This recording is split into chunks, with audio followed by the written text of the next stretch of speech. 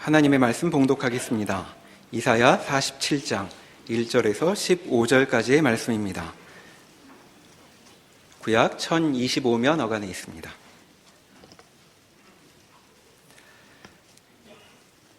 처녀딸 바벨론이여 내려와서 티끌에 앉으라. 딸 갈대하여 보좌가 없어졌으니 땅에 앉으라. 내가 다시는 곱고 아리따따 일컬음을 받지 못할 것임이라. 맷돌을 가지고 가루를 갈고 너울을 벗으며 치마를 걷어 다리를 드러내고 강을 건너라. 내 속살이 드러나고 내 부끄러운 것이 보일 것이라. 내가 보복하되 사람을 아끼지 아니하리라. 우리의 구원자는 그의 이름이 만군의 여호와 이스라엘의 거룩한 이신이라. 딸 갈대하여 잠잠히 앉으라. 흑암으로 들어가라. 내가 다시는 여러 왕국의 여주인이라 일컬음을 받지 못하리라. 전에 내가 내 백성에게 노하여 내 기업을 욕되게 하여 그들을 내 손에 넘겨주었거늘 내가 그들을 긍휼히 여기지 아니하고 늙은이에게 내 멍에를 심히 무겁게 메우며 말하기를 내가 영영이 여주인이 되리라 하고 이 일을 내 마음에 두지도 아니하며 그들의 종말도 생각하지 아니하였도다. 그러므로 사치하고 평안히 지내며 마음에 이르기를 나뿐이라 나 외에 다른 이가 없도다. 나는 과부로 지내지도 아니하며 자녀를 잃어버리는 일도 모르리라 하는 자여, 너는 이제 들을지어다. 한날에 갑자기 자녀를 잃으며 과부가 되는 이 두 가지 일이 내게 임할 것이라. 내가 무수한 주술과 많은 주문을 빌릴지라도 이 일이 온전히 내게 임하리라. 내가 내 악을 의지하고 스스로 이르기를 나를 보는 자가 없다 하나니 내 지혜와 내 지식이 너를 유혹하였음이라. 내 마음에 이르기를 나뿐이라 나 외에 다른 이가 없다 하였으므로 재앙이 내게 임하리라. 그러나 내가 그 근원을 알지 못할 것이며 손해가 내게 이르리라. 그러나 이를 물리칠 능력이 없을 것이며 파멸이 호련히 내게 임하리라. 그러나 내가 알지 못할 것이니라. 이제 너는 젊어서부터 힘쓰던 주문과 많은 주술을 가지고 맞서보라. 혹시 유익을 얻을 수 있을는지, 혹시 놀라게 할 수 있을는지. 내가 많은 계략으로 말미암아 피곤하게 되었도다. 하늘을 살피는 자와 별을 보는 자와 초하룻날에 예고하는 자들에게 일어나 내게 임할 그 일에서 너를 구원하게 하여 보라. 보라, 그들은 촉에 같아서 불에 타리니 그 불꽃의 세력에서 스스로 구원하지 못할 것이라. 이 불은 덮게 할 숯불이 아니요 그 앞에 앉을 만한 불도 아니니라. 내가 같이 힘쓰던 자들이 내게 이같이 되리니 어려서부터 너와 함께 장사하던 자들이 각기 제 길로 흩어지고 너를 구원할 자가 없으리라. 아멘. 오늘 본문인 이사야 47장은 바벨론 심판, 바벨론 저주, 조롱으로 가득한 내용입니다. 바벨론의 심판의 죄목은 6절에 보는 바와 같이 전에 내가 내 백성에게 노하여 내 기업을 욕되게 하여 그들을 네 손에 넘겨주었거늘 네가 그들을 긍휼히 여기지 아니하고 늙은이에게 내 멍에를 심히 무겁게 메운 탓이다. 또 하나는 8절 그러므로 사치하고 평안히 지내며 마음에 이르기를 나뿐이라 나 외에 다른 이가 없도다 라는 죄목입니다. 우리가 바벨론 심판 그 저주의 죄목은 폭력과 사치라고 할 수 있습니다. 폭력과 사치는 진리와 생명이라는 기독교 신앙, 하나님의 창조와 구원의 핵심적인 내용과 대조되는 면을 대표하고 있습니다. 나중에 집에 와서 요한계시록 18장을 보시면 거기도 바벨론의 심판이 선언되고 있습니다. 계시록은 로마 시대 때 쓰인 것이고 로마가 바벨론과 마찬가지로 폭력과 사치의 나라, 즉 죄악의 나라인 것을 실제로 로마 이름을 들먹일 수 없는 시대적 배경 때문에 바벨론으로 묘사되어 있는 것입니다. 앞에 있었던 나라 애굽이나 아수르나 이 바벨론이나 로마나 가운데 페르시아나 다 이 진리와 생명을 내용으로 가지지 못하고 다만 폭력과 사치뿐인 나라인 것이었죠. 그래서 이 심판은 쉽게 죄악을 행했기 때문에 도덕이 무너졌기 때문에 이렇게 쉽게 갈 문제가 아니라 하나님께서 이것을 싫어하시기 때문에 이렇게 일단 묶으셔야 됩니다. 하나님이 싫어한다는 게 무슨 말인가 하는 것은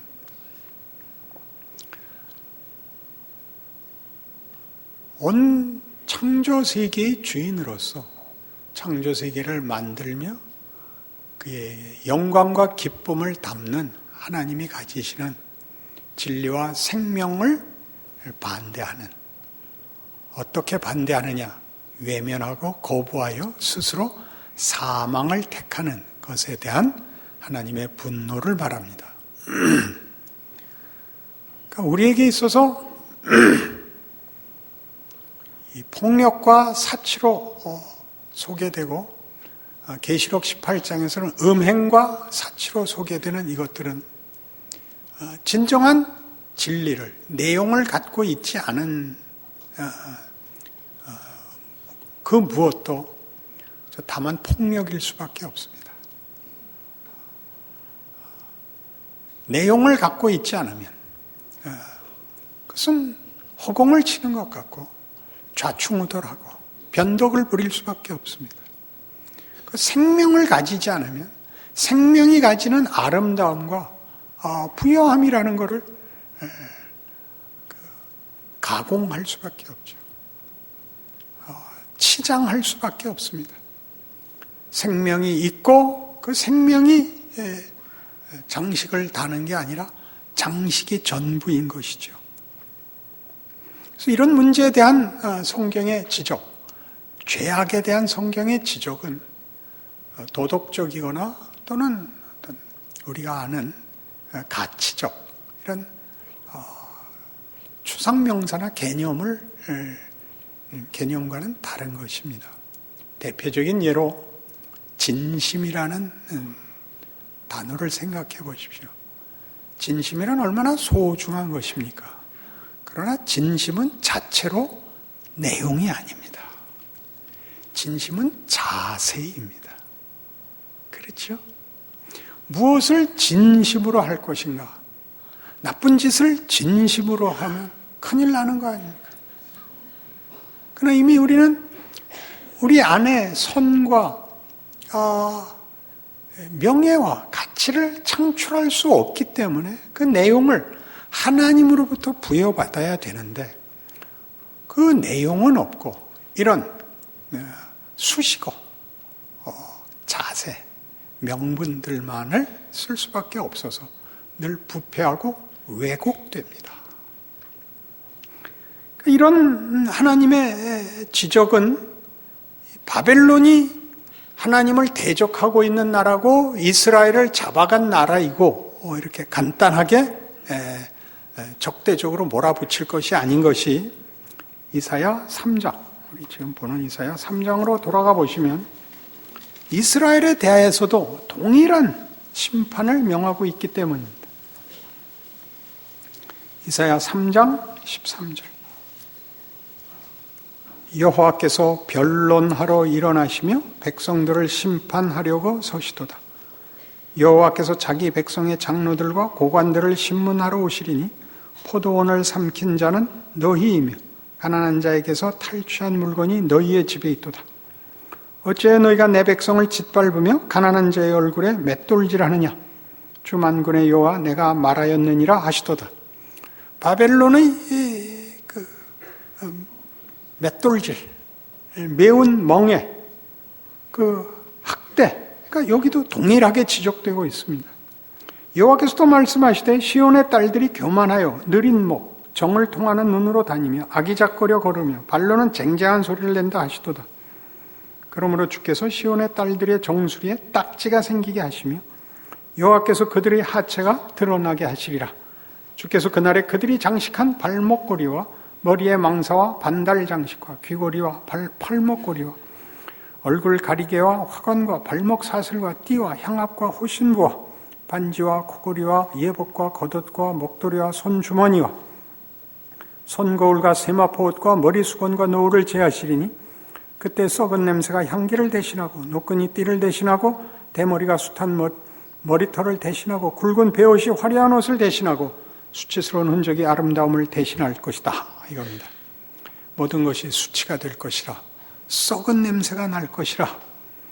사치, 생명은 없고 장식뿐인 것, 생명은 썩어가고 망해가는 것을 하나님께서 심판하고 계십니다.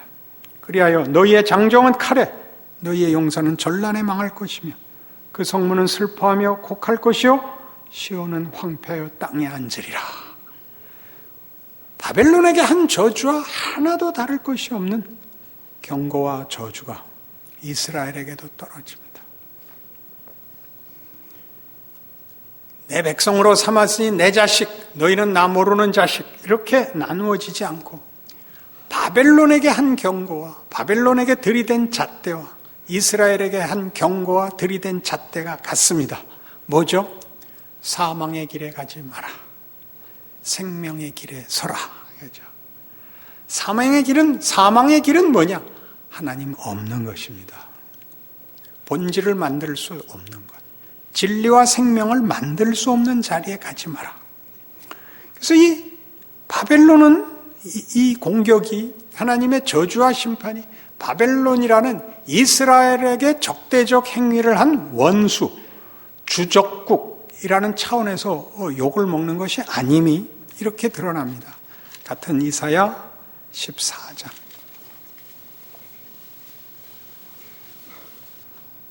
21절. 너희는 그들의 조상들의 죄악으로 말미암아 그의 자손 도륙하기를 준비하여 그들이 일어나 땅을 차지하여 성읍들로 세상을 가득하게 하지 못하게 하라. 만군의 여호와께서 말씀하시되 내가 일어나 그들을 쳐서 이름과 남은 자와 아들과 후손을 바벨론에서 끊으리라. 나 여호와의 말이니라. 내가 또 그것이 고슴도치의 구렬과 물 웅덩이가 되게 하고 또 멸망의 빗자루로 청소하리라. 나 만군의 여호와가 여호와의 말이니라 하시니라. 바벨론은 무시무시한 저주를 받습니다. 후손이 없고 그 대가 끊기리라. 너희는 멸절되고 흔적도 남지 아니하리라. 바벨론이 남지 않는 게 아니라 바벨론이 상징하고 있는 하나님 없음, 생명을 썩히는 사망에 대한 심판입니다. 사망에 대한 심판. 너 바벨론이라고 얘기할 때는 특정한 국가, 특정한 민족, 특정한 나라를 꾸짖는 것이 아니라 그들이 대표하고 있는 것, 사망을 만드는 것, 사망으로 가는 것, 진리와 생명이 없는 것. 진리와 생명은 창조주 하나님께만 있는 것, 그만이 주실 수 있는 것. 창조의 하나님, 구원의 하나님, 영광의 하나님이 없으면 갈 수밖에 없는 이 바벨론. 반복되는 역사에 등장하는 권력, 하나님 없는 권력입니다. 어떻게 그렇게 얘기할 수 있냐고요? 이것과 비교해 보시죠. 이사야 10장. 이스라엘에 대해서는 동일한 심판과 경고와 저주에도 불구하고 이스라엘은 다르게 약속이 됩니다. 이사야 10장 20절. 그날에 이스라엘의 남은 자와 야곱 족속의 피난한 자들이 다시는 자기를 친 자를 의지하지 아니하고 이스라엘의 거룩하시니 여호와를 진실하게 의지하리니 남은 자 곧 야곱의 남은 자가 능하신 하나님께로 돌아올 것이라. 이스라엘이여 내 백성이 바다의 모래 같을지라도 남은 자만 돌아오리니 넘치는 공의로 파멸이 작정되었습니다. 이미 작정된 파멸을 주 만군의 여호와께서 온 세계 중에 끝까지 행하시리라. 이스라엘은 귀환이 약속됩니다. 남은 자가 있을 것이라고 합니다. 조금 전에 본 14장에 나오는 바벨론은 어떻게 하라고요? 자손을 끊어라. 무덤까지 없애라. 흔적을 없애라. 그러나 이스라엘은 남길 것이다. 남길 것이다. 쉽게 이스라엘이고 아니니까, 선민이고 이방이니까 아니요, 둘이 다 이런 메시지를 품고 있는 것입니다. 하나님은 사망을 끊으신다. 사망을 저주하시고 사망을 멸하실 것이다. 그리고 그의 구원을 자신의 약속을 따라 열방에 기어코 행하실 것이다. 각각의 역할, 선민이라는 역할을 맡음으로써 이 약속을 담고, 선민이 아닌 이방인으로 가지는 역할이기 때문에 죽음을 선고받는 역할로 하나님이 누구신가, 하나님이 우리에게 뭘 하시려는가의 메시지를 담는 것입니다. 못 알아듣는 얼굴이 되었습니다. 고린도전서 15장에 가시면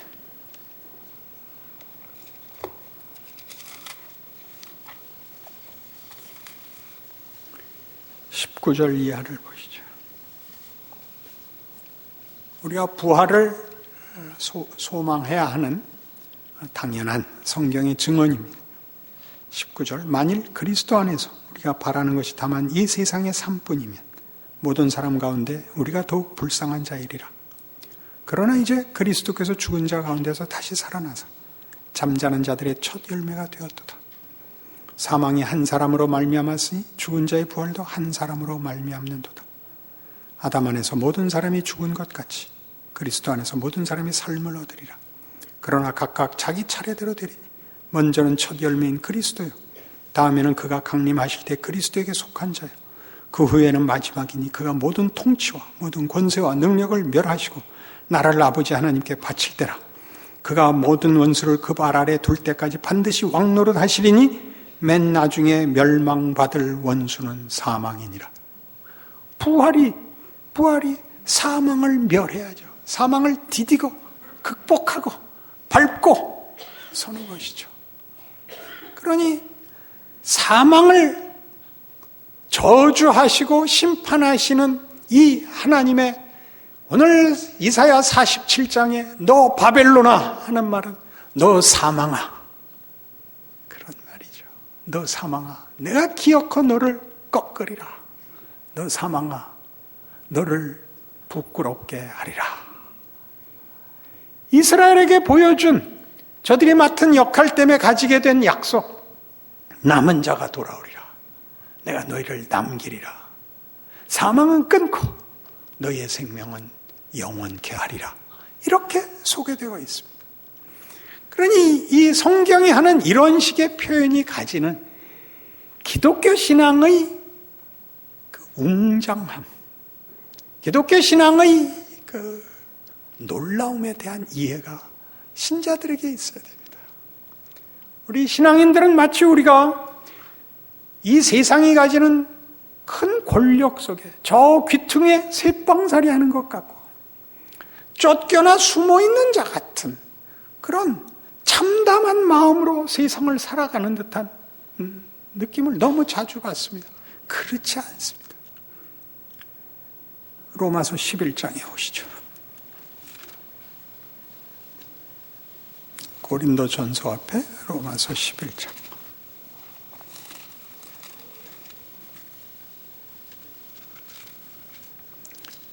성경이 얘기하는 이런 식의 성경적 이해를 확인하셔야 됩니다.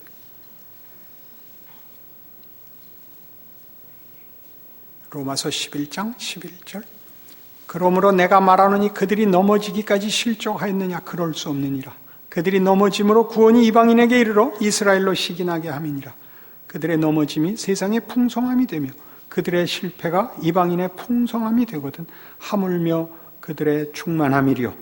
내가 이방인인 너희에게 말하노라. 내가 이방인의 사도인 만큼 내 직분을 영광스럽게 여기노니 이는 혹 내 권력을 아무쪼록 시기하게 하여 그들 중에서 얼마를 구원하려 함이라. 그들을 버리는 것이 세상의 화목이 되거든 그 받아들이는 것이 죽은 자 가운데서 살아나는 것이 아니면 무엇이리요. 이런 말이 우리에겐 익숙지 않습니다. 성경에만 있는 수사법 중에 역설법이 있고 지금 같은 이런 뭐라고 해야 될까요? 경탄법 같은 게 있습니다. 로마서 5장 내내 무슨 얘기를 했느냐면 그리스도께서 우리를 위하여 죽으심으로 하나님과 화목되었으니 그의 살아나심으로는 얼마나 그 구원이 더 굉장하겠느냐. 이런 식의 논리가 있었던 걸 아시죠?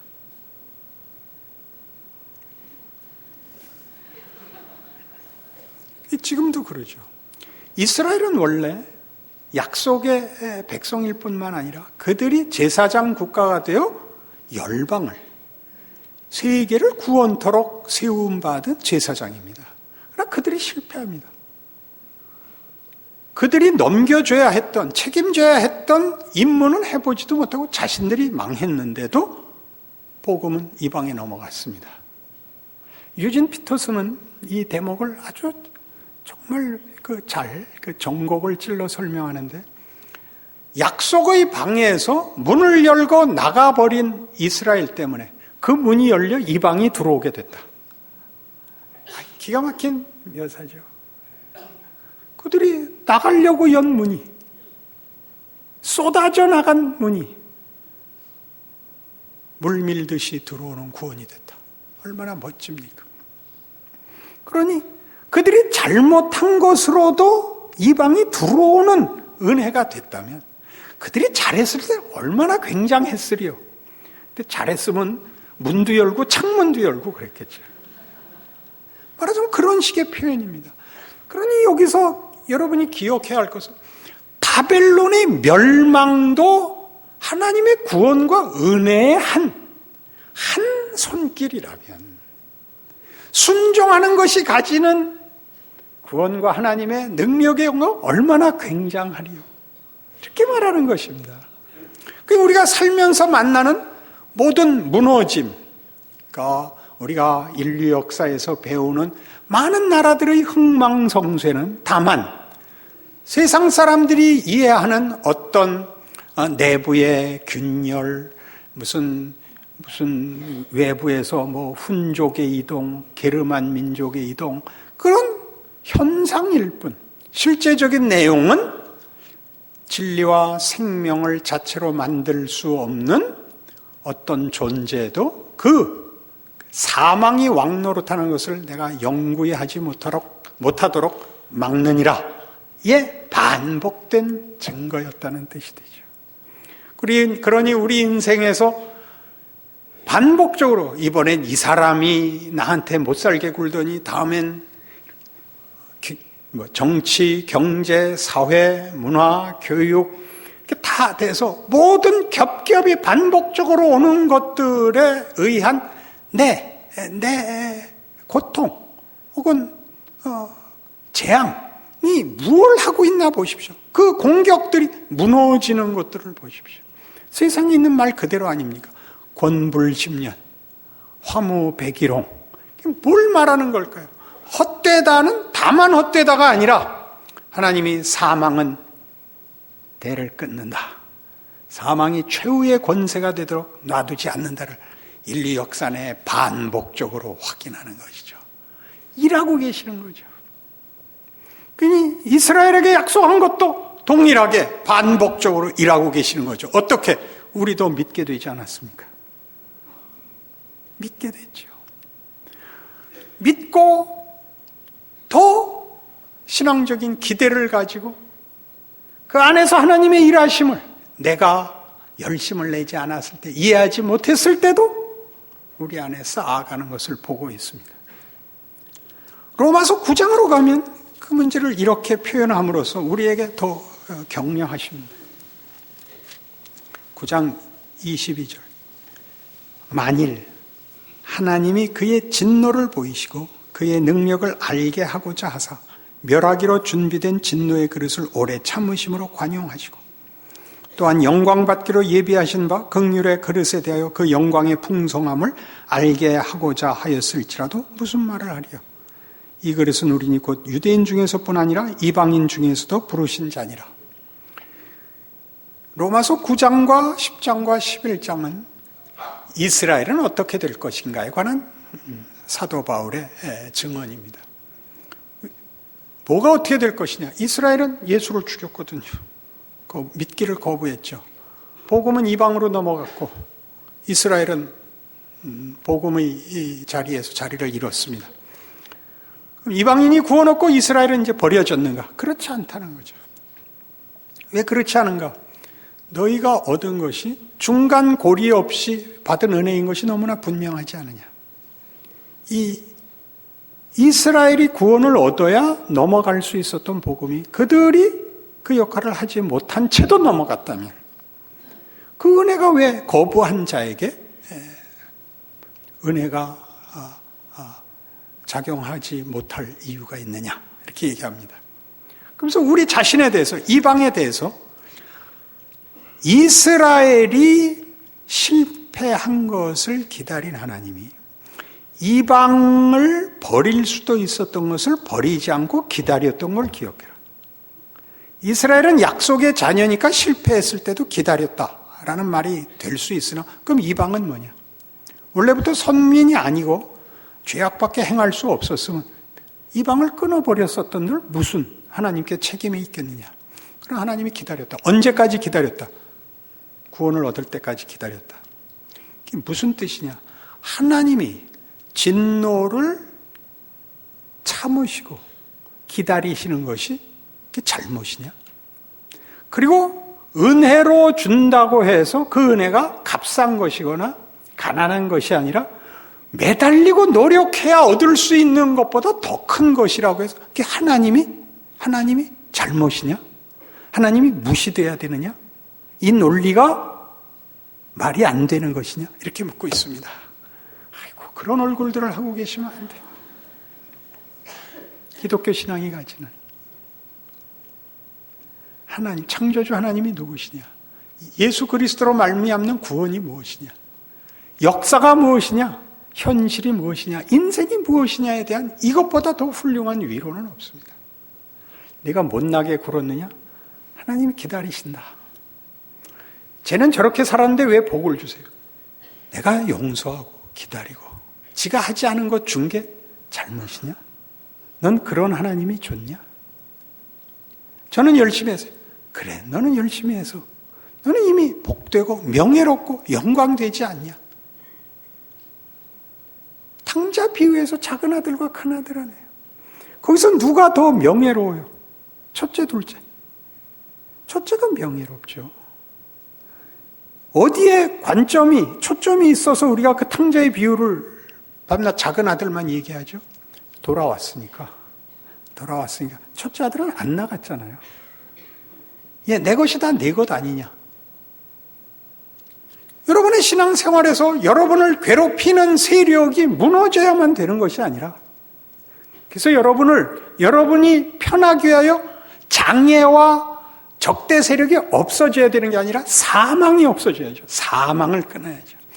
그러니까 그들로 인하여 사망 노릇하는 거 보시고 사망이 뭔지 보시고 여러분이 생명 안에 있는 것이 무엇인지를 비교할 수 있다면 우리의 어떤 처지도 원망할 처지가 없다라고 지금 얘기하는 대목이죠. 그러니 이사야 19장 이런 말씀 보세요.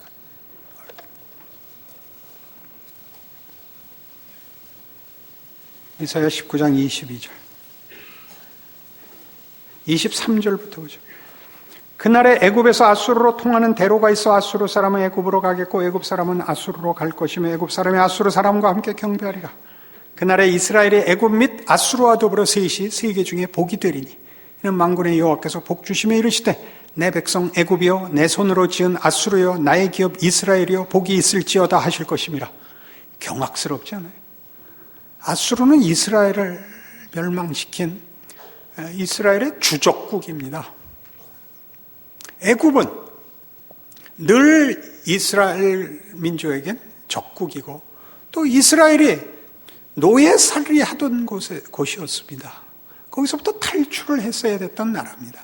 그러니까 여기서 애굽이나 아수르는 이 이사야 전반부에서는 주로 아하스와 히스기야 시대를 다루고 있으니까 그때 대표적인 적국이 아수르로 등장하지만 우리 지금 보는 40장 이후에서는 시대 배경이 바벨론 포로입니다. 그때 주적국은 바벨론이죠. 거기다 바벨론을 넣을 수 있습니다. 이스라엘이 애굽과 바벨론과 함께 세계 중에 복이 되리라. 이런 놀라운 말을 할 수 있나요? 이런 놀라운 말을 뭘 했길래요? 사망이 하는 일을 보았죠. 폭력과 사치, 왜곡과 기만, 그걸 보았죠. 하나님이 그걸 대를 끊는 걸 보시죠. 반복적으로. 그를 물리쳐야 하고 꺾어야 하고 심판해야 될 뿐만 아니라 우리를 막으시며 그의 구원을 우리의 실제 인생 속에서, 인류 역사 속에서 일하고 계심을 반복적으로 확인시켜 우리를 향한 그의 적극적 약속에 대하여 믿음을 가지고 담대함을 가지고 각자의 조건을 살아낼 수 있게 하시는 거죠. 골로새서 2장에 가봅시다.